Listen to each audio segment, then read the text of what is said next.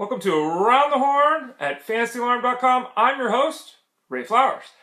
Some injuries today to talk about. Still waiting for some movement in the free agent market. As of now, only the situation with Michael Kadire going from the Rockies to the Mets has occurred. Lots of rumors, lots of speculation, but for now that is the only move.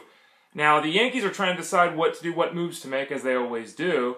And it looks like Abreu is going to be part of this team. I mean, they're paying him too much money to simply tell him to go away. They're going to give him a shot as a 39-year-old to see what he has left. Now, the expectation is that he probably won't be able to handle things defensively. Multiple hip issues, 39 years of age again. So the Yankees are trying to see if they can bring back Chase Headley. Now, Chase Headley didn't perform very well last year at all. Didn't exactly light the world on fire the last couple of seasons after his bust-out effort, but the Yankees realized the free agent market is pretty thin. Pablo Sandoval and Chase Headley are at the top of that list, with Aramis Ramirez going back to the Brewers.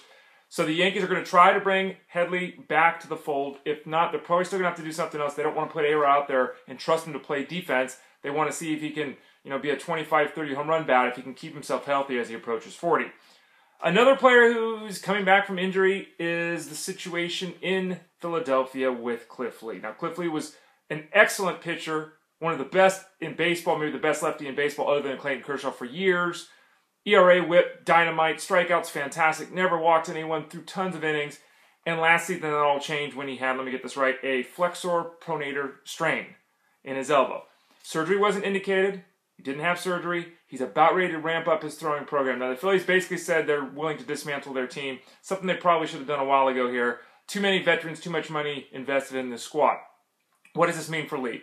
They would like to move him, but who's going to pay full value right now for Lee? People aren't going to pay any value for an older player with millions of dollars left on multi-years of a contract. So Lee will have to prove he is healthy for the Phillies, then probably get traded at some point in the 2015 season. Lee's a very interesting case. Don't pay full price. He's not an ace anymore. He shouldn't be looked at as an ace.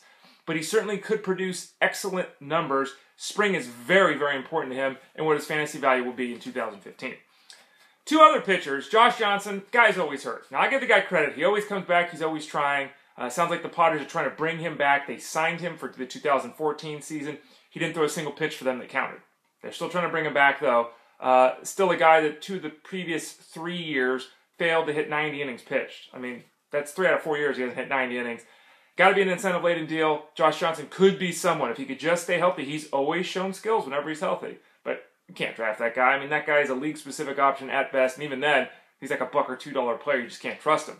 Another player in that same mix, guy who's a little bit younger, is Brett Anderson. Now, Anderson's got very impressive skills. Lots of ground balls, doesn't beat himself with the walk. Problem for Anderson is the last time he threw 200 innings was 2010.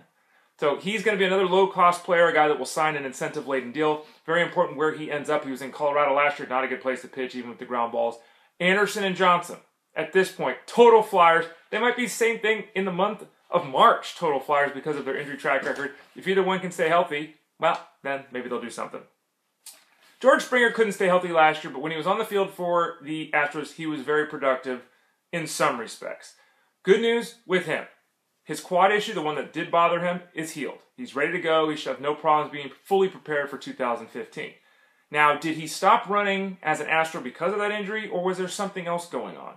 As a minor leaguer in 2013, he was basically a 40-40 guy. Okay, he comes to the majors last year. 78 games played, 20 home runs. Well, that's 40 home run pace. 5 steals. Not so much. So, it's really important that he starts running again, because without the steals, he's basically an Alfonso Soriano type of hitter. The reason I use that name is because, Alfonso used to strike out a fair bit in his own right, but used to steal bases, and not produce a great batting average. And that's who we have to look at Springer at the moment. Power? Yes. Run production? Yes. No batting average? Yes. Strikeouts? Springer had 114 strikeouts last year in 78 games played. Not even 300 at-bats. He struck out 114 times.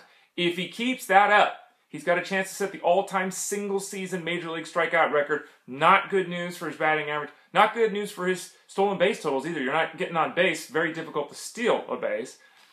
Flawed hitter, but guy that should be very productive in 2015 regardless, because he will play every day, and he does help out, in the counting categories. And then finally, Rookie of the Year awards were announced in both leagues. Let's talk about both of them. First in the National League, Jacob deGrom, deserving winner. Surprised he got 26 of the first place votes. A pretty huge majority of the votes for that first place.